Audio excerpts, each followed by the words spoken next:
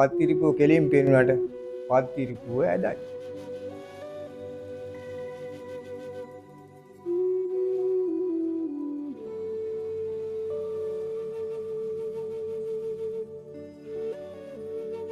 පත්තිරිප්පුව හදනවාට බොහෝ දෙනෙක් කැමති වෙලා නැහැ.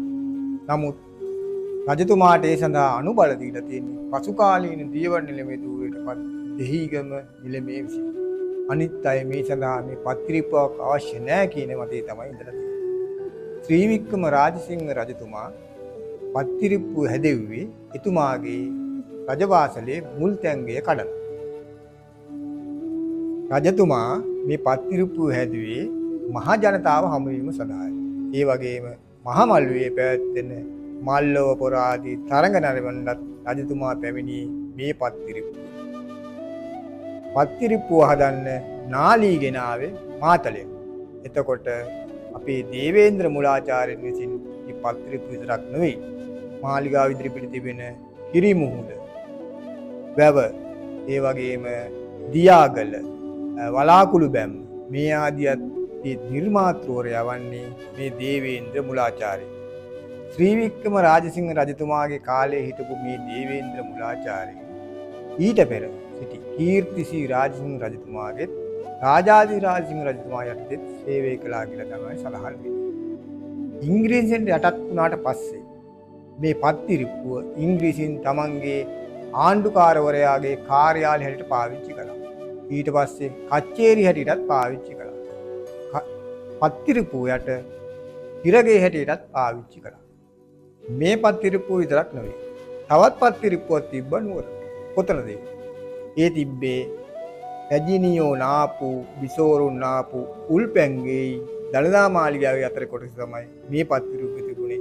ඒකට කිව්වේ අටවන පත්තිරිප්පුව කියලා.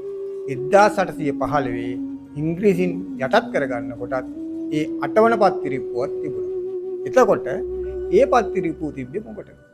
ඒ පත්තිරිප්පුව ඉඳලා තමයි රජතුමා පෙරහැර නැරඹුවේ. මොකද උඩ පත්තිරිප්පුවේ ඉඳලා නැරඹනකොට දළදා කරඬුවට පෙරහැර කරඬුවට ඉහළින් ඉන්නවයි කියලා රජතුමා අකමැති වෙලා වෙනම පත්තිරිප්පුවක් හැදුවා. ඒ තමයි අටවන පත්තිරිප්පුව.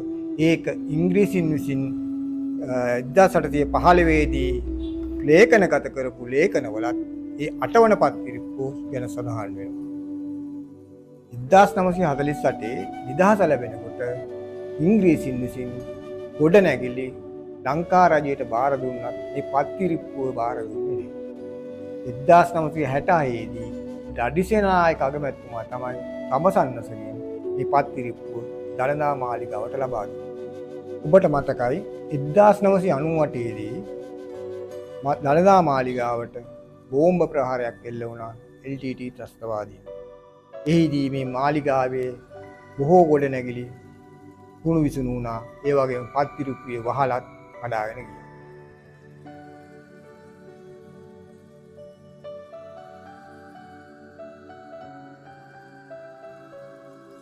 මේ වහලේ තිබුණා විශාල බුරුත කොටයක්, බාල්කයක්. මේ බාල්කේ දෙකට කැඩිලා ගියා මේ බෝම්බ ප්‍රහාරය නිසා.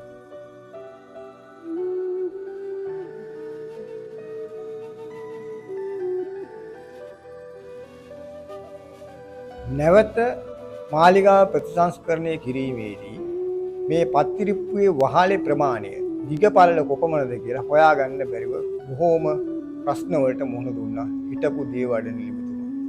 එතකොට මේකදී කොහේවත් සඳහනක් නැහැ, තිබුණේ නැහැ මාලිගාවේවත් පත්තිරිප්පුවේ වහලේ දිග පළල ගැන.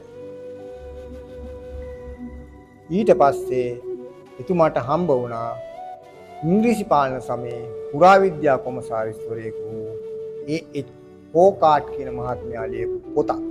මෙන්න මේ පොතේ තිබුණා පත්තිරිප්පුවේ වහලේ දිග පළල හරියටම සටහන් කරලා. ඒ හෝකාට්ගේ පොත අනුව වහලය සකස් කිරීමේදී පොඩි රහසක් හෙළුණා. ඒ තමයි දේවේන්ද්‍ර මුලාචාර්යන් විසින් මේ පත්තිරිප්පුවේ වහලය හදලා තියෙන්නේ පොඩි ඇදයක් හිටින්න.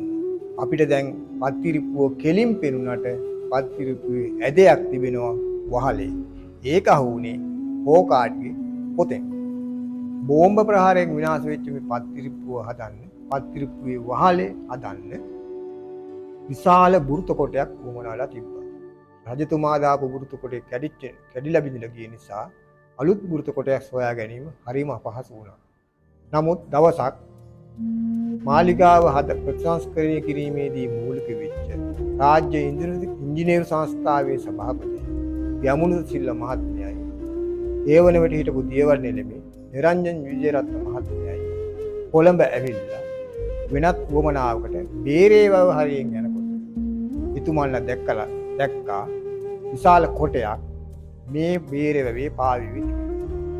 වාහනේ නවත්තලා බැලුවාම එය තමන් හොයන තමන්ට ප්‍රයෝජනෙට ගත හැකි වෘත්ත කොටයක් බව ඉංජින සංස්ථාවේ සභාපතිතුමා වටහාගෙන එය නිලධාරීන් ලබා ගොඩගෙන මහරුවනට ගෙනාව. අන්නේ වෘත්ත කොටෙන් හදපු වාල්ගේ තමයි අදත් පත්තිරිප්පුවේ වහලේ තියෙන්නේ.